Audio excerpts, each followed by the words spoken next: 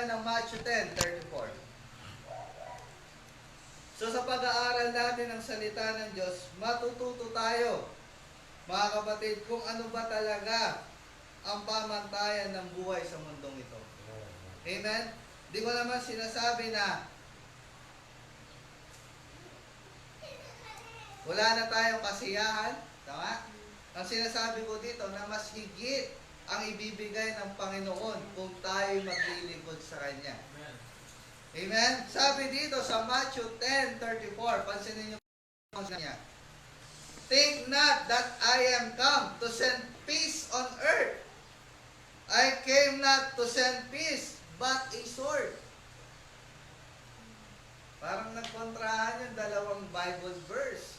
Sabi ni John, magbibigay ang Panginoong Kristo ng isang kapayapaan na hindi kayang ibigay ng sanglibutan ito. Pero sabi ni Matthew na siya'y darating hindi para magbigay ng kapayapaan sa mundo, kundi magdala ng isang tabak o sword. Oh, parang magkakontra sila. Pero hindi po, mga kapatid. Ang tinutukoy kasi na kapayapaan dito na ibibigay ng ating Panginoong Kristo ay ang kanyang mga salita. Amen? Sabi ng Hebrews, amen, na ang salita ng Diyos ay gaya ng tabak na may dalawang talim na kayang tumagos hanggang sa ating dividing asunder, hanggang sa kaloob-looban natin, na yun yung magdadala sa atin ng tamang kapayapaan. Dahil pag meron tayong kaalaman sa salita ng Diyos, payapa ka. Bakit? Nandito kasi halos lahat ng napakagandang pangako ng Panginoong Kristo. Nakasulat dito ang redempting blessing. Ibig sabihin ng redempting blessing, i-redeem mo siya. Tama po ba? So kung titingnan natin, ang tunay na kapayapaan na hindi kayang ibigay ng sanglibutang ito ay ang salita ng Diyos. Kaya pala ang mga Kristiyano, kahit mahirap ang buhay, nakakaranas ang trial at testing, ay masaya sila. Bakit? Alam kasi nila yung kapayapaan na ibinibigay ng Diyos.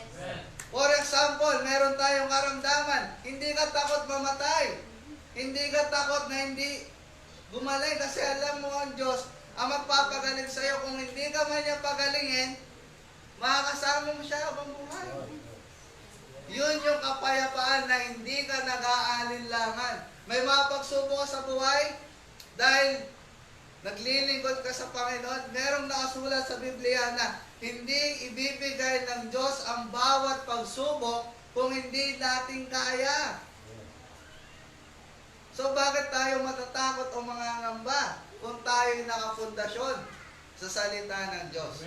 Yan ang hindi kayang ibigay ng sanlibutan ito. Yung tinatawag na full word. This is a written word.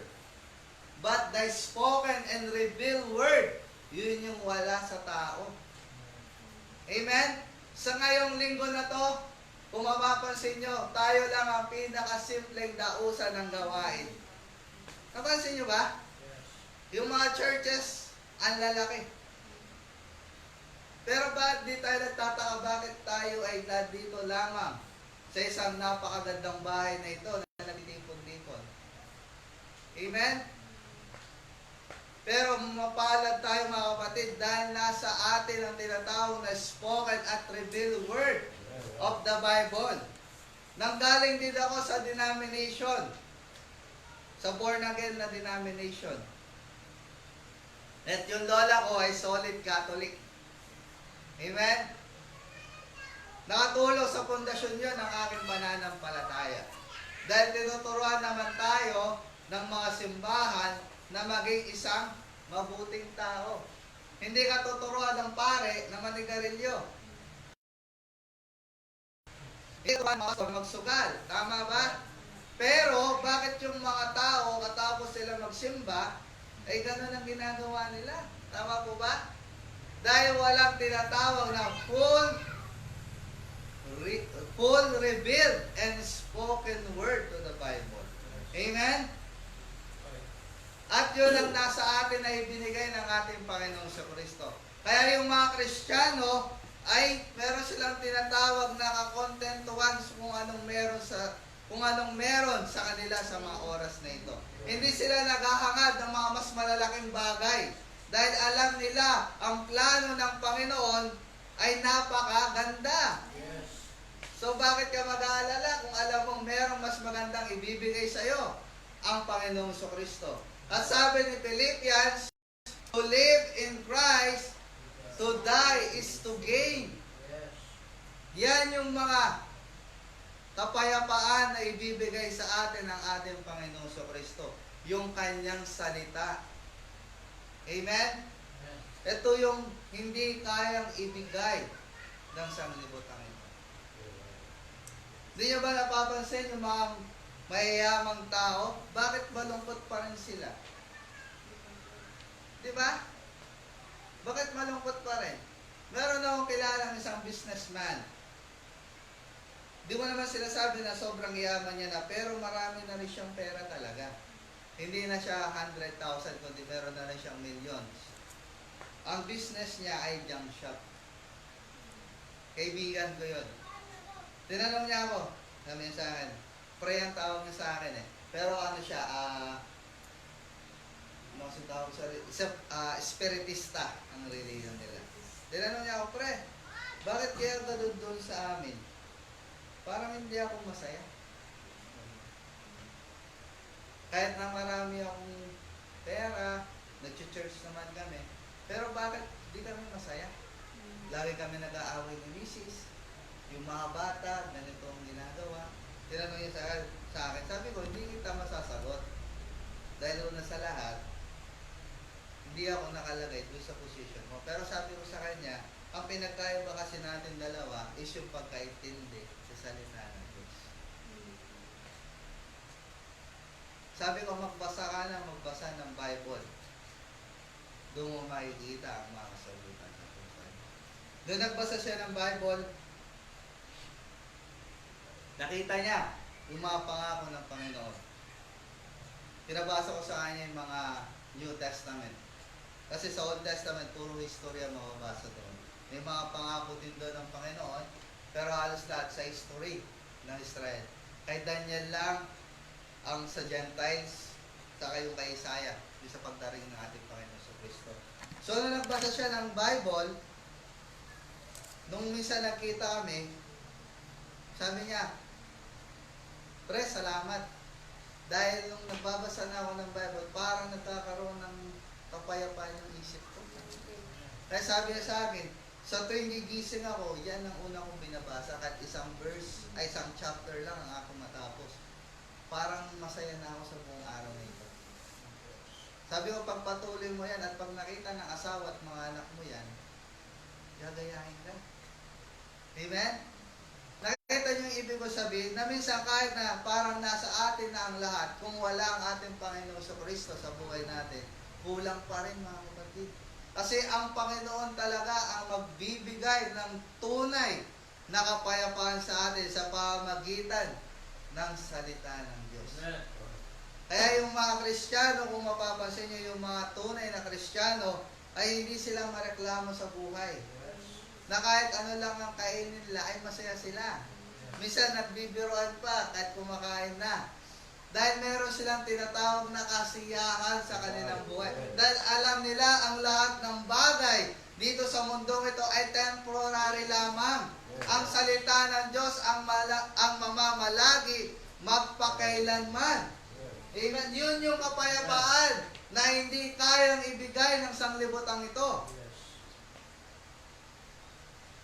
Dahil pag meron kang full word, wala ka ng katatakutan. Amen? At ang takot po ay mayroong dalawang hatid sa tao. May sinasabi dito, sa takot natin, ay meron tayong dapat na gawin. Meron kasing dalawang bagay na pwede mong gawin sa takot mo. Talikuran at habang buhay kang matakot. Pero yung isa, labanan at magtagumpay sa tulong ng ating Panginoong Kristo. Kaya sabi niya dito, neither let it be afraid. Yun yung kapayapaan na ibibigay sa iyo ng ating Panginoong Kristo. Amen. Paano natin makakamit ang kapayapaan ito? Di ba sabi ko sa pagitan ng salita ng Diyos. Ngayon itong salita ng Diyos, hindi lang to puro blessing. Meron din itong doctrine. Meron din itong rebuking. May mga batas na nakasulat sa Biblia. Amen?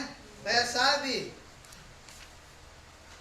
praise God, ng James 1:12. So kung titingnan natin, kailangan din natin may sundin sa banal na kasulatan upang ang kapayapaang ito ay manatili sa atin. Dito po sa James 1:12, Blessed is the man that endureth temptation, for when he is tried. Napansin niyo yung salitang tried? Past tense. Mapalad daw ang taong nagtitiis sa kanyang temptation, pagka siya'y sinubok, for when he is tried, sabi, he shall receive the crown of life, which the Lord has promised to them that love Him. Kaya pag tayo'y sinubok ng Panginoon, tayo talaga magtatagumpay. Dahil bibigyan niya tayo ng putong ng buhay, which is the eternal life. Sa mga taong, anong pinakawaling babasahin natin? He has promised to them that love Him. So, ibig sabihin, ang mga tunay na nagmamahal sa Diyos ay yung nag-iingat sa kanyang sarili. Endureth temptation. Anong ibig sabihin na endureth? Temptation. Yun yung nilalabanan ang bawat temptation. Ano ba yung mga temptation? Yun yung mga masasamang pita ng laman. Gaya ng pagnanakaw, pagsisinungaling, pakikiyapid, pagsusugal, pag-iinom. Yung mga bagay na yan, yung mga masasamang pita ng laman. Mapalad daw ang tao na kayang tiisin yun. Dahil pag siya'y sinubok, magkakaroon siya ng putong ng buhay. Sabi niya, which the Lord has promised to them that love Him. Dahil yun ang pangako ng Diyos sa mga umiibig sa Kanya. So kung titignan natin sa John 14, may sinabi si John, sa John 14:15, if ye love me, keep my commandments. So nakita niyo po mga kapatid? So sabi ng Panginoon Kristo, magbibigay ako ng kapayapaan na hindi kayang ibigay ng sanglibutan nito, sabi ni John. Ngayon may sinulat si Matthew na dumating ako sa mundo hindi upang maghatid ng kapayapaan, kundi taba, which is the Word of God. So kung titingnan natin yung kapayapaan na sinasabi ng ating Panginoon Kristo ay yung salita ng Diyos na siyang mag-iingat sa iyo sa bawat pagsubok sa buhay. Yun yung mag-e-endure sa iyo sa bawat temptation. Dahil may mababasa ka na, if ye love me, keep my commandments. Nabasa nyo ba yung salitang keep? Ingatan ang aking mautos. Pero sa Tagalog, sundin. Tama? Magkaiba po ang obey at keep. Nakuha nyo po? Ang keep, for example, may mga masayang alaala tayo na mga picture, tama po ba? Yung mga memories na kinukuha na natin ng picture. Anong ginagawa niya pagkatapos yung picturean? Pinapaprint, tinatago, kinikip, tama? Dahil mahalaga sa iyo ang mga bagay na yun. Ganon po yung sinasabi ng banal na kasulatan na ito. Ibig sabihin, iniingatan mo ang bawat utos ng ating Panginoong Kristo. Kaya yun ang magdadala sa iyo sa pag-endure sa bawat temptation. Amen? kang nakikitang, wala, dati akong mahinginom kasi, at dati rin ako naninigarilyo. Dati rin akong addict sa computer. Dati kong buhay yon. Pero hindi ko yon kayang tanggalin kung hindi ako tutulungan ng Panginoon. Napakahirap magbago ng isang tao kung wala ang ating Panginoon Kristo. Napansin nyo ba yung New Year's resolution na tinatawag? Nasasabihin nila na, hindi na ako maglalasing. Ay, New Year's resolution ko yan. Magagawa naman eh. Di ba may nakagawa? Kaso, 2 months, 3 months, wala na. Pero pag ang Panginoon Kristo ang nagbago sa ating buhay, hindi ka mahihirapan. Magugulat ka na lang. Ay, hindi na pala ako umiinom. Nakita niyo po? Yun yung kapayapaan na binibigay ng Diyos sa Kanyang salita. Hayaan mo lang na isuko mo ang sarili mo sa Kanya at hayaan mo ang Diyos ang kumilos sa buhay mo. Yun nga lang, pag lumapit ka sa Kanya, kailangan yung taos sa puso mo. Yun yung kapayapaan na hindi kayang ibigay ng sanglibutan ito. Di ba may mga Kristiyano na tinatawag ang kanilang sarili na Christian, pero may mga ginagawang kamalian? I'm sorry for my words. Masakit pero that's true, di ba? Tama? Nakikita natin yan sa iba't ibang sekta. Hindi ko naman sinisiraan ng mga yun. I love them. But the spirit behind them that I hate. Sabi yun ng isang kapatid. Mahal ko ang lahat ng tao, pero ang aking kaaway ay yung spiritong nagmamaniobra sa akin. Napansin nyo? Minsan nalulungkot ako pag may nakikita akong ganung tao. Na may Bible sa kanan, may sigarilyo sa kaliwa. Meron nga kami tinatawag sa lugar namin na Holy Nom. Holy men daw sila ng Catholic. Mga holy men, di ba? Yung nakaputi lahat na lalaki, na mga matatanda. Holy men ang tawag nila doon. Na parang sakristan yata pag mga binata. Pero pag mga adults na, yung mga 60, yung mga senior, holy men. Parang mga kasama yata nung sa chapel, di ba may mga may branch na malaki talagang simbahan, tapos may chapel lang sa bawat barangay or barrio. Ang tawag sa nila, holy men. Tinawagan namin ni Papa na Holy Nom. Kasi pagkatapos nilang mag-holy men, mag-holy nom naman sila. Minsan nakakatuwang isipin, pero napakasakit. Yes. Bakit? Naglilingkod sila sa Diyos, pero hindi nila alam kung anong ginagawa nila. Sumusunod sila sa bawat utos ng Diyos, pero hindi nila naiingatan. Bakit? Wala kasi sa puso nila yung kanilang ginagawa.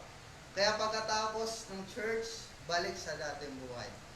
Hindi nila na-receive ang kapayapaan na gustong ibigay ng Panginoon sa Kristo. Pero marami rin naman, kahit sa iba't ibang sekta, marami akong kilala na talagang mababait na tao. Tulad ng kaibigan ko kanina na may-ari ng junk shop. Minsan, pag bibili ako ng bakan, nililibre niya na lang sa akin. May mga kilala ko talaga ng mababait. Nasa iba-ibang sekta sila. Amen? Dahil iniingatan nila yung kanilang sarili. How much more tayo mga kapatid? Amen? Na talagang nag-aaral ng salita ng Diyos. Dati ako sa denomination. Ang mga narinig ko lang na aral is God is love. Tama? God is good all the time. That's true. But sabi ng Bible, God is God of order. God is God of wrath. God is God of judgment. Sabi pa nga niya, I hate evil. Jacob that I love, but Esau that I hate. I hate the wicked one. Nagagalit din ang Diyos sa mga taong masasama talaga. Amen? Pero sa atin na makasalanan, ay inibig niya tayo. Yes. Dahil alam ng Diyos na nadamay lamang tayo sa pandaraya doon sa Garden ng Eden. Yun sana yung topic natin. Amen? Pero nalid ako dito kasi parang ito ang kailangan natin sa umagang ito. Pero kasi sabi ang isang kapatid na kailangan natin magkaroon ng right mental attitude towards every word of God. Amen? Napansin nyo ba yung mga sekta? Meron silang ganito eh. Pero wala silang kapayapaan. Bakit? Durin mo, nagdedebate yan nila ito. Na meron daw isang Diyos, meron daw dalawang Diyos, meron daw tatlo. Pero ang linaw na nakasulat sa Bible na meron lang isang Diyos. Amen? Pero tayo na nakakaalam ng mga tunay na aral ng Bibliang ito, I believe panatag ka, yun ang magbibigay sa atin ng kapayapaan, mga kapatid. Kaya sabi niya, if you love me, keep my commandments. Ito na. And I will pray the Father, and He shall give you another comforter, that He may abide with you forever. Oh, Brad, tignan mo. Parang dalawa, di ba? Another comforter. Pero pagdating sa baba, even the Spirit of truth, whom the world cannot receive, because it seeth Him not, neither knoweth Him. But ye know Him, for He dwelleth with you, and shall be in you. Kung titingnan po natin, even the Spirit of truth, whom the world cannot receive. Nakita niyo po, kahit ang Espiritu ng katotohanan, ang mundong ito ay hindi nila tatanggapin. Bakit? Dahil hindi nila siya nakikilalang talaga. Amen, sabi niya? Because it seeth Him not. See it. Nakita niyo? S-E-E-T-H. Sabi ay see is to understand. Sabi ng Bible. See is to understand. Neither knoweth Him. Hindi rin nila kilala. But you know Him. Pero tayo, kilala natin siya. For He dwelleth in you. Dahil yung magbibigay ng kapayapaan sa pamamagitan ng salita ng Diyos ay nananahan sa atin. And shall be in you. I will not leave you. Yung another spirit na yun ay siya rin mismo. I will not leave you comfortless. I will come to you. Yes, amen. Bakit niya sinabi na kailangan niya muna magbigay ng another comforter? Dahil hindi siya makakapanahan sa atin kung siya'y nasa anyong laman. Kailangan niya munang umakyat doon sa taas at ibahagi ang kanyang banal na espiritu sa atin, na yun yung magdadala sa atin ng kapayapaan na hindi kayang ibigay ng sanglibutan na ito. Makukuha natin yun sa pamamagitan nito. If you love me, keep my commandments. Kaya yung mga taong sumusunod sa salita ng Diyos, kahit anong sekta pa yan, pansinin nyo ang buhay nila, payapa. Kaya sarap sigurong tumira sa isang bahay na ang mga magulang ay may takot sa Diyos. Amen. Kasi pag meron silang takot sa Diyos at iniingatan nila ang kanilang sarili, ang mga utos ng Panginoon, walang lasing sa bahay. Tama po ba? Yes. Walang pagtatalo. Tama po? Noong nasa denomination pa kami, mga kapatid, naranasan ko rin ang mga ganyang bagay. Ang papa ko ay manginginom. Ang mama ko, sugarol. Hindi ko kinakayang sabihin yon dahil yun ang totoo. Pero sa tulong ng Panginoong Jesucristo, nabago ang kanilang buhay. Naalala ko yung papa ko noon. May time na ayaw na namin magsimba doon sa denomination. Dahil lagi siyang nakikitang lasing ng mga kapatid. Tapos pagdating ng linggo, hihingi siya ng tawad. Tapos kinabukasan, lasing na naman siya. Kaya nag-decide kami nila mama ko na wag na magsimba.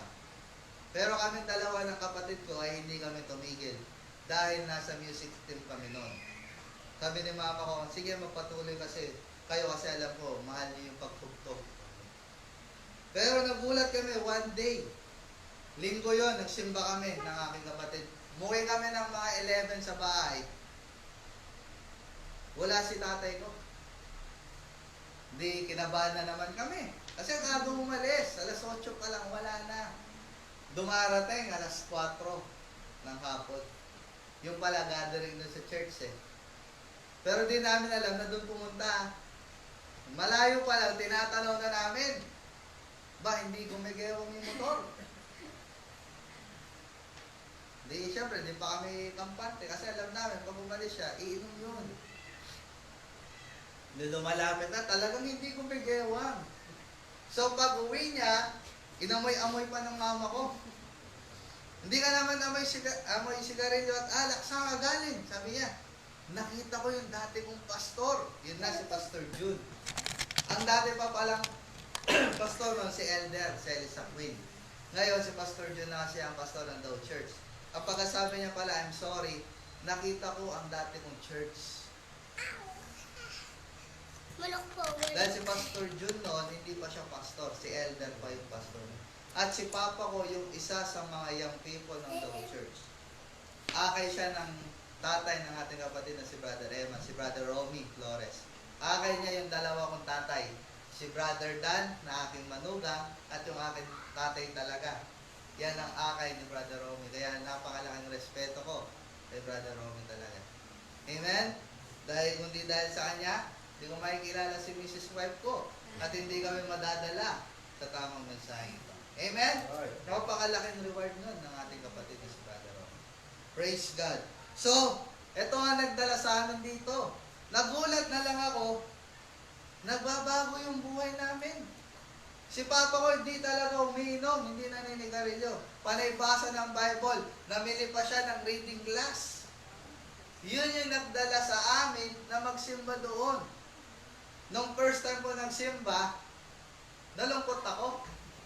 Kasi sa denomination, alam niyo, sino ba yung mga born again dito dati? Mga denomination. Di ba pala kanta, talagang tumatalon. Pag praise and worship, makita mo, umiiyak, umihiga-higa dyan, kung ano-ano ginagawa. Siyempre, nasanay akong ganun nakikita. Pagdating ko sa church, ang song leader nun, si Brother Alan. Ang gitarista nun, si Ate Esther. Hindi ko na sasabihin, pero si Brother Alan at si Ate Esther, sila yung una na gano'n. So, hindi ako na-satisfy kasi yung hinahanap kong tugtugan, rock and roll. Yung kanta natin, hymnals. Medyo hindi naman siya solemn, hindi naman siya ganun kabagat pag pero hymnals siya. Tapos, nagkukwento ako para makita nyo yung buhay namin. Para medyo humaba-haba rin tayo ng konti. Amen. Pero I believe ito ay isang greatest testimony. Nung una akong simba, yung